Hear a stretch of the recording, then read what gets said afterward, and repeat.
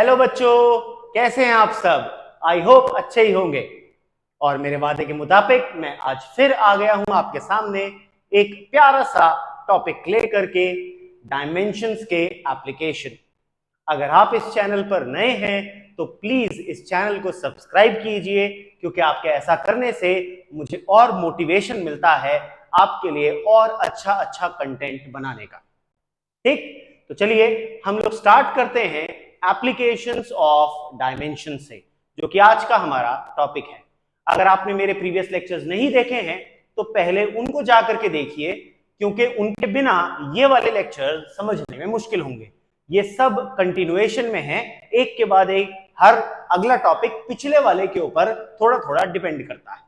ठीक है, तो अगर आपने प्रीवियस लेक्चर नहीं देखे हैं बच्चों तो पहले उनको जाके देख लीजिए, ऐसा करने से आप ही का फायदा है। कॉपी पेन लेकर के बैठे, तो चलिए शुरू करते हैं फिजिक्स।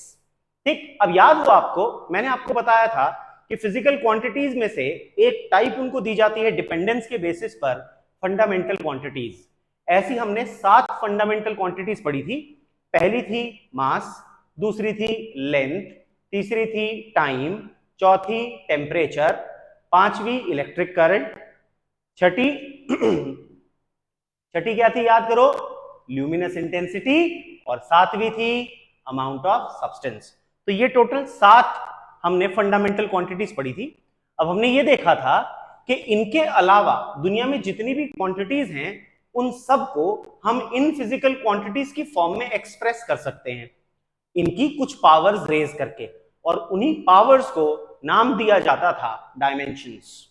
ठीक, जो कि मैं अपने प्रीवियस लेक्चर्स में आपको डिटेल में समझा चुका हूं। तो अगर किसी को यह समझने में दिक्कत आ रही है, पहले जाकर के बच्चों प्रीवियस लेक्चर्स देख लीजिए, तभी ये ज्यादा अच्छे से समझ में आएगा, क्योंकि ये उसका कंटिन्यूएशन है। आज हमने उस डायमेंशंस का, जो डायमेंशंस का कॉन्सेप्ट सीखा था, उसका एक बहुत इंपॉर्टेंट एप्लीकेशन देखना है, जिसे बोलते हैं checking the dimensional consistency of equations. हमारे पास जो इक्वेशंस होती हैं उनको डायमेंशनली चेक करना कि वो इक्वेशन सही है या नहीं। तो उनकी ये जो डायमेंशनल कंसिस्टेंसी चेक करना है, आज हम लोग यही मेथड सीखेंगे। ठीक है बच्चों, तो जो डायमेंशनल कंसिस्टेंसी चेक करना है उसके लिए आपको कुछ बेसिक स्टेप्स याद करने होंगे। आपके पास जो भी इक्वेशन गिवन होगी वो कुछ इस तरह से होगी, y equals a plus b plus c and so on, इस तरीके से कोई इक्वेशन गिवन होगी। ठीक है, अब प्रिंसिपल ऑफ होमोजेनिटी कहता है, अगर आप यहां पर यूज करें प्रिंसिपल ऑफ होमोजेनिटी,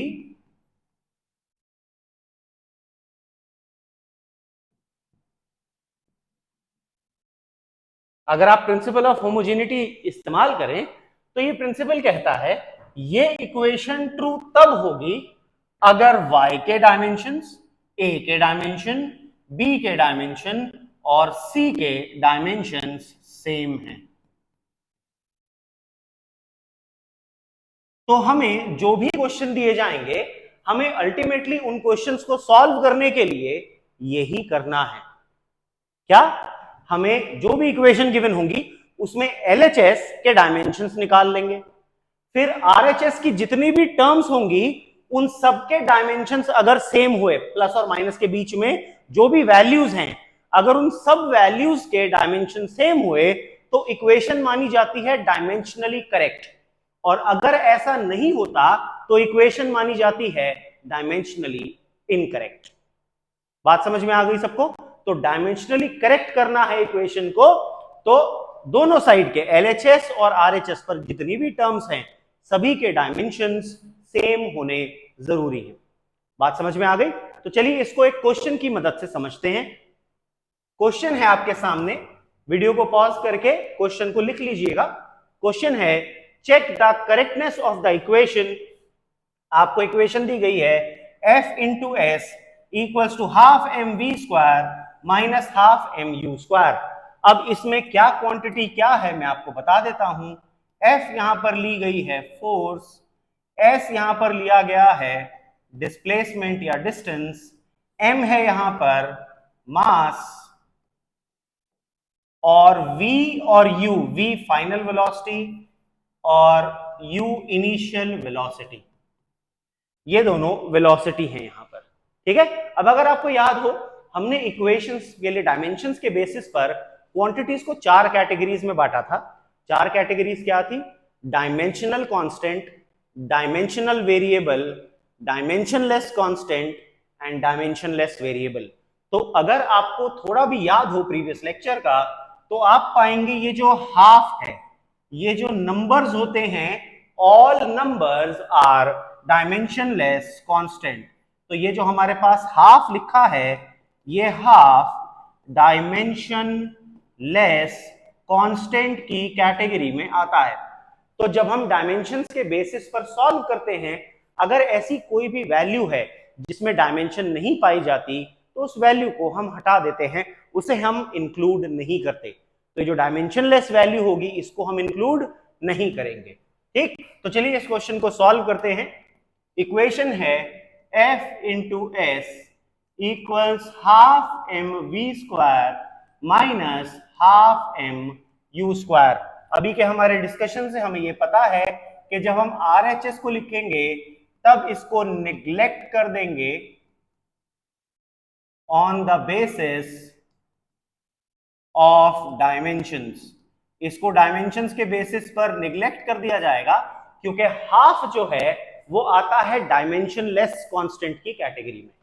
तो अब हम उठाते हैं LHS। बच्चों LHS हमारे पास है फोर्स इंटू डिस्टेंस। फोर्स का डायमेंशनल फॉर्मूला mL_t-2 होता है और डिस्टेंस का डायमेंशनल फॉर्मूला L होता है। ठीक है, तो अब L की पावर 1 इंटू L की पावर 1 बन जाएगा L की पावर 2, तो m1 L2t-2। ये आ गए dimensions of left hand side. अब RHS पर आते हैं। RHS में से हम हाफ को कर देंगे निग्लेक्ट, तो हमारे पास आएगा mv square minus mu square, ये बचेगा। m क्या है? मास। v क्या है? वेलोसिटी, उसका होल स्क्वायर। फिर माइनस लगा के m क्या है? मास। v क्या है? वेलोसिटी, उसका होल स्क्वायर। तो अगर आप इसको सॉल्व करें तो आपके पास आ जाएगा m1 L square t-2 minus m1 L square t-2। ठीक, on the basis of principle of homogeneity. अगर आप इसको फर्दर लिखना चाहें तो आप कह सकते हैं on the basis of principle of homogeneity.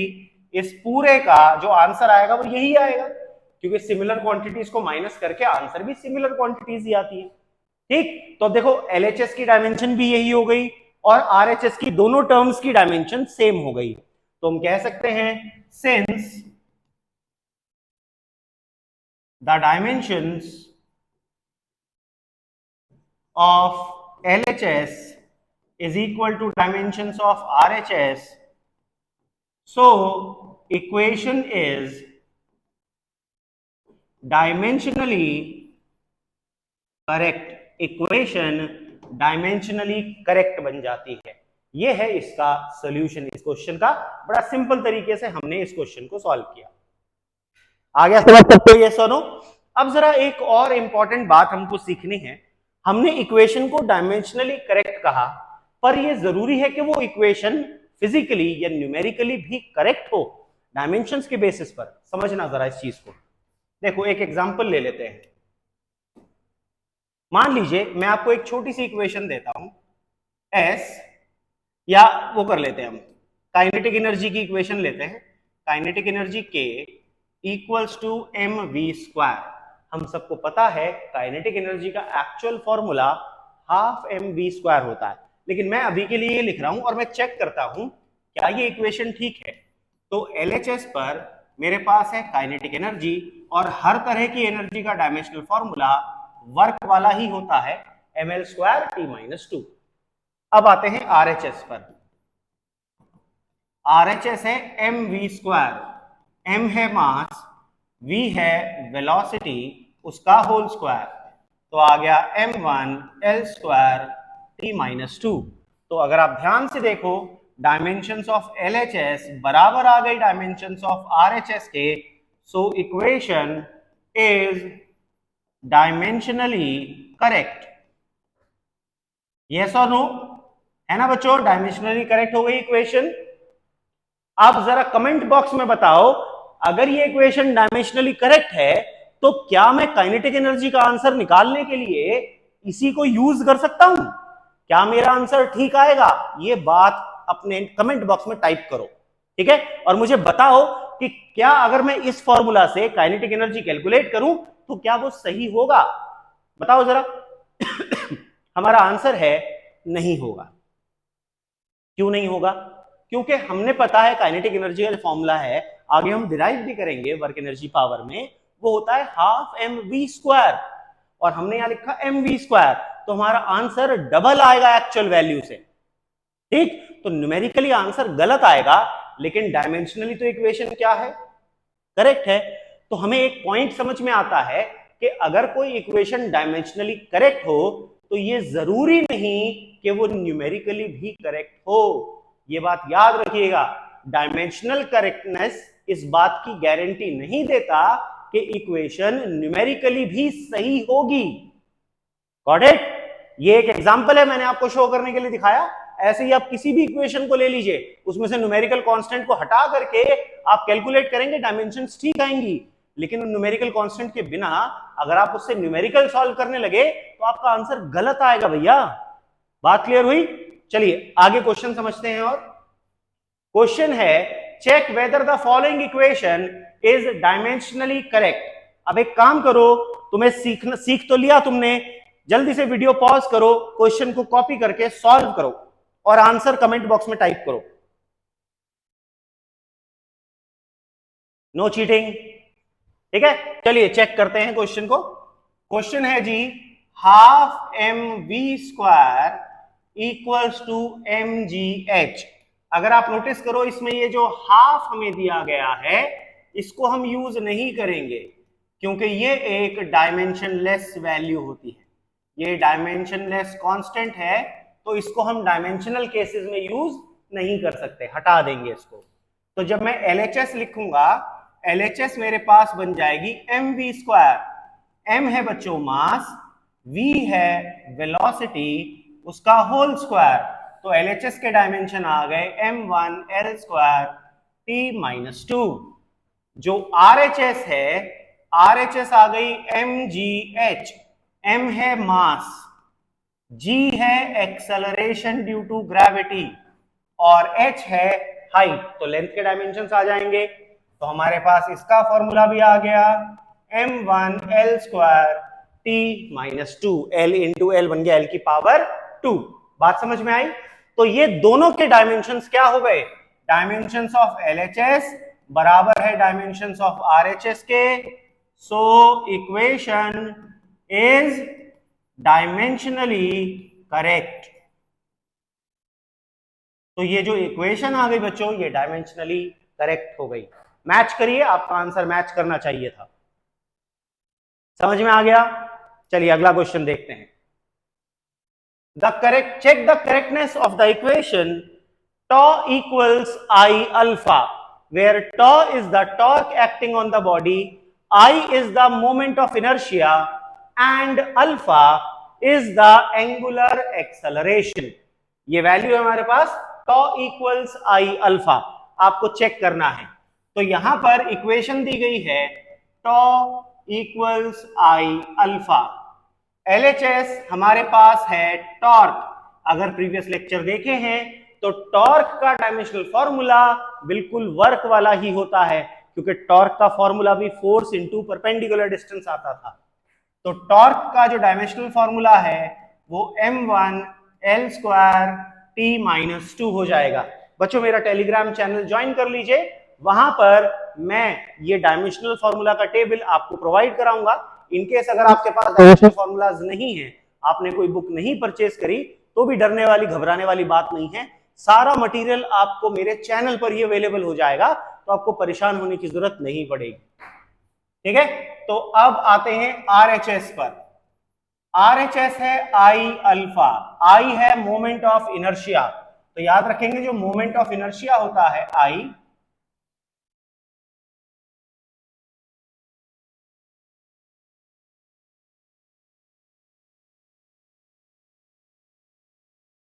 इसका डायमेंशनल फॉर्मूला होता है ml²। ठीक है, अल्फा है एंगुलर एक्सेलरेशन, अल्फा का डायमेंशनल फॉर्मूला होता है T⁻²। ठीक है, ये याद रखने हैं। तो अगर आप वैल्यू डालें, आई की जगह आपने लिखा ml², अल्फा की जगह लिखा T⁻², तो आ गया ml² T⁻²। अगर आप ध्यान से देखो, जो डायमेंशनल फॉर्मूला LHS का है वही डायमेंशनल फॉर्मूला RHS का है। तो मैं कह सकता हूं dimensions of LHS is equal to the dimensions of RHS, so the equation is dimensionally correct। तो ये इक्वेशन हो गई डायमेंशनली करेक्ट। आई होप सबको समझ में आया होगा। चलिए और कुछ क्वेश्चंस देखते हैं ताकि आपके एग्जाम का सारा काम यहां पर कवर हो जाए, आपको दिक्कत नहीं पड़ेगी। ठीक, अब इसमें क्वेश्चन है लैम्डा इक्वल्स टू h/mv। देखो क्वेश्चन क्या है, check the dimensional consistency of the following equations. अब बच्चों इन क्वेश्चंस को आपको कैसे करना है, मैं यहां साइड हट जाऊंगा, आप वीडियो को पॉज करेंगे और ये सारे क्वेश्चंस आप अपनी कॉपी में नोट कर लेंगे। जब आप इन्हें अपनी कॉपी में नोट कर लेंगे, वीडियो को पॉज रहने देंगे, आपने अभी जो सीखा आप इसको सॉल्व करेंगे, और जब आप इनको सॉल्व कर लेंगे उसके बाद वीडियो को ऑन करेंगे ताकि जो मेरे सॉल्यूशन है आप उनसे मैच कर पाएं अपने सॉल्यूशंस को। देखो इसी तरीके से आप करना सीखोगे। जब आप ट्राई नहीं करोगे तो आप गलती नहीं करोगे, और गलती नहीं करोगे तो आप सीखोगे नहीं। हमारा गलती करना बहुत जरूरी है क्योंकि हम गलतियों से ही सीखते हैं। बात समझ में आई? तो घबराने की बात नहीं है अगर गलत भी आए तो, मैं हूं यहां पर आपको सही सिखाने के लिए। टेंशन लेने वाली बात नहीं है बिल्कुल भी, बस आपको कोशिश करने से नहीं डरना है बच्चों। ठीक, तो चलिए मैं साइड हो जाता हूं। इनमें से क्या क्वांटिटी क्या है मैं वो लिख देता हूं एक बार आपके लिए ताकि आपको दिक्कत ना हो। लैम्डा यहां पर वेवलेंथ है बच्चों, h है प्लैंक्स कांस्टेंट, m है मास और v है वेलोसिटी। यहां पर v वेलोसिटी ही है, g है gravitational constant, universal gravitational constant है g, m है मास ऑफ अर्थ तो बेसिकली मास है, और r है रेडियस ऑफ अर्थ तो बेसिकली रेडियस है। ठीक, ये तो दुनिया की सबसे फेमस इक्वेशन है, E equals to mc², Einstein equation. यहां पर E एनर्जी है, m मास है और c स्पीड ऑफ लाइट है, तो स्पीड ही लिखेंगे इसको। अब यहां पर आ जाइए, t है यहां पर टाइम पीरियड तो टाइम आ जाएगा, l है यहां पर लेंथ ऑफ पेंडुलम तो लेंथ आ जाएगा, और g है एक्सेलरेशन ड्यू टू ग्रेविटी तो यानी एक्सेलरेशन के डायमेंशंस लगेंगे। फिर ये जो न्यू है, ये न्यू, ये है फ्रीक्वेंसी,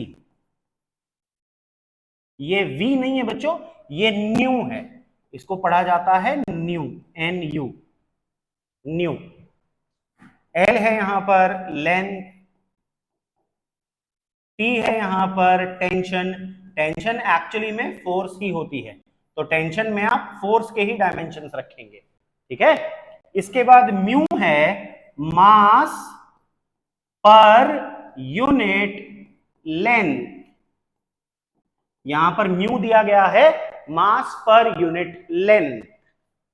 यहां पर ये जो डेल्टा है ये बेसिकली बेंडिंग है ना, ये बेंडिंग डेल्टा जो है यहां पर बता रहा है, कोई रॉड है, आपने देखा होगा शरीर को रख दोगे तो बीच में से झूल जाता है, वो जो बेंड होता है, ठीक है, उसका वैल्यू यहां पर डेल्टा है। तो ये बेसिकली आपको बताता है डिप्रेशन, डिप्रेशन लेंथ के ही डायमेंशंस रखे जाते हैं, डिप्रेशन में लेंथ का ही डायमेंशन आता है, याद रखिएगा। m है यहां पर मास, g है acceleration due to gravity, l है यहां पर लेंथ, b है यहां पर ब्रेथ, d है यहां पर डेप्थ, और y है यहां पर यंग्स मॉड्यूलस। याद रखिएगा जितने भी मॉड्यूलस ऑफ इलास्टिसिटी हैं सभी के डायमेंशंस प्रेशर वाले होते हैं। जितने भी मॉड्यूलस हैं, Young's modulus, bulk modulus, modulus of rigidity, सबके डायमेंशंस प्रेशर वाले ही होते हैं। ठीक है, अब आपको इन क्वेश्चंस को सॉल्व करना है। ठीक, पॉज कर लीजिए वीडियो को, सॉल्व करिए, उसके बाद आप मेरे सॉल्यूशन देखेंगे और मैच करेंगे, और मैच करने के बाद आप मुझे कमेंट सेक्शन में बताएंगे कि आप में से कितनों के सही निकले। जिन जिन के सही होंगे मेरी कोशिश रहेगी उनके कमेंट्स पर हार्ट्स या लाइक्स देना। ठीक, चलिए पहला क्वेश्चन है lambda equals h upon m v. इसमें LHS उठाएं तो LHS है वेवलेंथ जिसका डायमेंशनल फॉर्मूला होता है L की पावर 1। इसमें RHS उठाएं तो ये है H upon m v. H होता है प्लैंक्स कांस्टेंट। H क्या है? Planck's constant. ठीक, तो इसका डायमेंशनल फॉर्मूला होता है, मैंने निकलवाया था, याद करो जब मैंने बिना यूनिट्स का इस्तेमाल करके डायमेंशंस करवाए थे उसमें मैंने प्लैंक्स कांस्टेंट निकलवाया था। जाके लेक्चर देखो, अगर नहीं देखा है तो मैंने उसमें करवाया था। ठीक है, इसकी यूनिट जूल सेकंड होती थी। ठीक, तो इसका डायमेंशनल फॉर्मूला होता है m1l²t-1 और नीचे है मास और वेलोसिटी L1t-1। अब देखो यहां से m1 ने m1 को मार दिया, t-1 ने t-1 को मार दिया, इस L1 ने L² के पावर को मार दिया, तो मेरे पास RHS का डायमेंशन आया L की पावर 1। LHS बराबर RHS आ गया, so the equation becomes dimensionally correct. तो फर्स्ट वाले का आंसर है इक्वेशन इज डायमेंशनली करेक्ट। ये हमारा क्वेश्चन नंबर 1 था। अब आते हैं क्वेश्चन नंबर 2 पर। क्वेश्चन नंबर 2 है बच्चों V equals to √2 GM upon R। अब अगर आप ध्यान से देखो ये जो 2 है इसको निग्लेक्ट कर दिया जाएगा क्योंकि 2 नंबर है and all numbers are dimensionless, तो ये हट जाएगा जब हम RHS को लिखेंगे। तो अगर हम LHS को देखें, LHS है वेलोसिटी, डायमेंशनल फॉर्मूला LT-1। अब आते हैं अब अपने RHS पर। RHS आ गया square root of GM upon R। G के डायमेंशंस भी मैं यूनिट का इस्तेमाल करके निकलवा चुका हूं। ठीक, तो जरा रखते हैं डायमेंशंस। G का होता है m-1 L³ t-2। M हो गया जी मास और R हो गया जी लेंथ। अब देखो ये -1 से ये +1 कैंसिल, इस L से ही बन जाएगा ऊपर की पावर, ये बन जाएगी कट करके पावर 2। तो मेरे पास बचा √ऑफ L की पावर 2 t की पावर -2, या मैं इसको लिख सकता हूं √ऑफ LT-1 उसका होल स्क्वायर। अभी होल स्क्वायर आ गया तो ये स्क्वायर रूट के बाहर आ जाएगा, तो LHS की डायमेंशन क्या आ जाएगी L1t, RHS की डायमेंशन आ गई L1t-1। देखो LHS की डायमेंशन भी यही थी, RHS की भी यही आ गई, तो मैं कह सकता हूं LHS becomes equal to RHS, so the equation is dimensionally correct। Match करा? यस और नो, मैच कर गया ना? चलिए थर्ड वाला देखते हैं। शाबाश, जिन बच्चों का सही आया उनको मेरी तरफ से शाबाशी मिलेगी, बहुत बढ़िया, शाबाश। अब आते हैं थर्ड क्वेश्चन पर बच्चों, E इक्वल्स mc²। इसमें अगर आप LHS उठाओ तो LHS है एनर्जी, एनर्जी का डायमेंशनल फॉर्मूला होता है ml²t-2। अब अगर आप RHS को उठाओ, RHS है mc², m है मास, c है वेलोसिटी, उसका होल स्क्वायर, तो डायमेंशनल फॉर्मूला आ गया m1l²t-2। तो LHS का डायमेंशनल फॉर्मूला और RHS का डायमेंशनल फॉर्मूला देखो बिल्कुल आ गया same, so the equation is dimensionally correct. तो हमारा थर्ड वाले क्वेश्चन की इक्वेशन भी बिल्कुल आ गई डायमेंशनली करेक्ट। आई होप बच्चों यहां तक सबको समझ में आ गया, यस और नो? तो चलिए चलते हैं हमारे चौथे क्वेश्चन पर।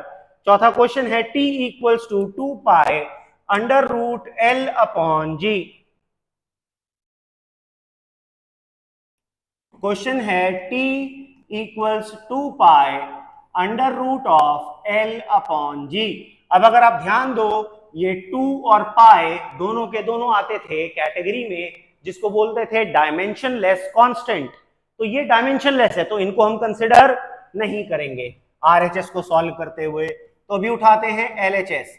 एलएचएस है टाइम, तो डायमेंशनल फॉर्मूला आ गया टी की पावर 1। अब उठाते हैं आरएचएस। आरएचएस है अंडर रूट एल अपॉन जी। देखो यहां पर 2 पाई को हमने हटा दिया क्योंकि 2 पाई क्या है, 2 pi is a dimensionless quantity. ठीक, तो 2 पाई गया हट, तो आ गया अंडर रूट ऑफ एल की पावर 1 अपॉन L1 टी की पावर -2। अब देखो इस L1 ने इस L1 को मार दिया, ये टी की पावर -2 स्क्वायर रूट में है, जब ऊपर चला जाएगा तो बन जाएगा टी की पावर 2, और टी की पावर 2 को जब आप स्क्वायर रूट से बाहर निकालोगे तो आपका आंसर आएगा टी की पावर 1। तो LHS becomes equal to RHS. So the equation is dimensionally correct. तो हमारा चौथा क्वेश्चन भी बिल्कुल सही आया, दोनों साइड पर डायमेंशंस बिल्कुल एक जैसी हैं। अब आते हैं क्वेश्चन नंबर 5 पर। क्वेश्चन नंबर 5 क्या है? क्वेश्चन नंबर 5 फ्रीक्वेंसी की इक्वेशन है स्ट्रिंग के लिए, nu equals to 1/2L under root T by mu. तो nu equals to 1/2L under root of T by mu. इसमें अगर आप LHS को उठाएंगे, LHS है फ्रीक्वेंसी, और फ्रीक्वेंसी का डायमेंशनल फॉर्मूला होता है टी की पावर -1। अब आते हैं RHS पर। RHS है, देखो ये जो 2 है इसमें से ये 2 हट जाएगा क्योंकि 2 नंबर्स आर डायमेंशनलेस। तो जब भी हम डायमेंशनल इक्वेशन सॉल्व कर रहे होते हैं तो डायमेंशनलेस क्वांटिटीज को उसमें इन्वॉल्व नहीं किया जाता, इसलिए ये बच्चों हट जाएगा। बात क्लियर? तो अब आ जाएगा 1/L under root t upon mu. अब लेंथ के डायमेंशन तो हो गए L की पावर 1, टी है टेंशन, टेंशन होती है फोर्स ML T -2, और म्यू है मास पर यूनिट लेंथ। देखो मास पर यूनिट लेंथ म्यू, तो ये हो जाएगा मास अपॉन लेंथ। मास का डायमेंशनल फॉर्मूला m, लेंथ का डायमेंशनल फॉर्मूला l, तो म्यू का डायमेंशनल फॉर्मूला बन गया m1 l की पावर -1, ml -1 बन जाता है। ठीक, तो वैल्यू डाल दीजिए यहां पर m1 l -1। ठीक, अब देखो ये जो m की पावर 1 थी, इसने m की पावर 1 को मार दिया। ठीक, ये l की पावर 1 ऊपर जा -1 ऊपर जाकर के प्लस हो जाएगा, तो मेरे पास आ गया 1/L अंडर रूट में l की पावर 2 t की पावर -2, जिसको मैं लिख सकता हूं 1/L अंडर रूट में LT -1 का होल स्क्वायर। अब ये पूरा का पूरा स्क्वायर रूट से बाहर आ जाएगा, तो वैल्यू बन गई 1/L और इंटू L1 T -1, यही बन गया जी। देखो अब ये जो ऊपर का L था और नीचे का L एक दूसरे को मार देंगे, कैंसिल कर देंगे, तो मेरे पास RHS के डायमेंशंस क्या है जी, T की पावर -1। LHS के डायमेंशन क्या थे, T की पावर -1। RHS के डायमेंशन क्या आए, T की पावर -1। तो मैं इसके लिए भी कह सकता हूं LHS के डायमेंशंस बराबर हैं RHS के डायमेंशंस के, so the equation is dimensionally correct. तो हमारा पांचवा क्वेश्चन भी डायमेंशनली बिल्कुल ठीक निकल करके आया। अब आते हैं हमारे लास्ट क्वेश्चन पर, क्वेश्चन नंबर 6। क्वेश्चन नंबर 6 है depression in a rod fixed at both ends due to its own weight. ठीक है, तो delta equals to mgl cube upon 4bd cube y। Delta equals to mgl cube upon 4bd cube y, ये value आ जाएगी जी। ठीक है, अब इसमें से LHS जो है वो है डिप्रेशन, यानी इसके डायमेंशंस आ जाएंगे l की पावर 1। अब आते हैं हमारे प्यारे से RHS पर। अब RHS में देखो तो यहां पर आपको एक क्वांटिटी नजर में आएगी जिसको हम कहेंगे 4। 4 क्या है बच्चों? 4 इज अ नंबर। देखो ध्यान से,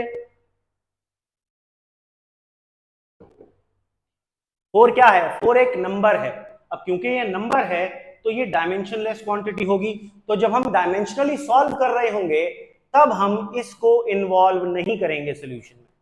ठीक है, तो हम लिखेंगे mg l क्यूब अपॉन, अरे ये तो लाल रंग आ गया भाई, दिखेगा नहीं, दिक्कत आएगी, एक ही कलर में लिखते हैं, mg l cube upon b d cube y। m है मास, g है acceleration due to gravity, l है लेंथ तो उसकी पावर 3, b है लेंथ, d है लेंथ और y है मॉड्यूलस ऑफ इलास्टिसिटी। तो मैंने कहा था इनके डायमेंशंस किसके जैसे होते हैं बच्चों? प्रेशर की तरह, है ना।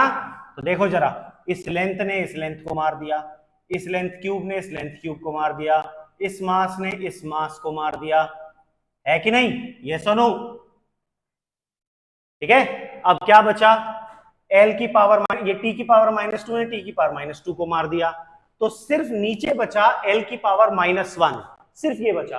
और जब इसे हम ऊपर लेकर के जाएंगे तो माइनस पावर कन्वर्ट हो जाएगी प्लस में। तो RHS की डायमेंशन क्या आ गई?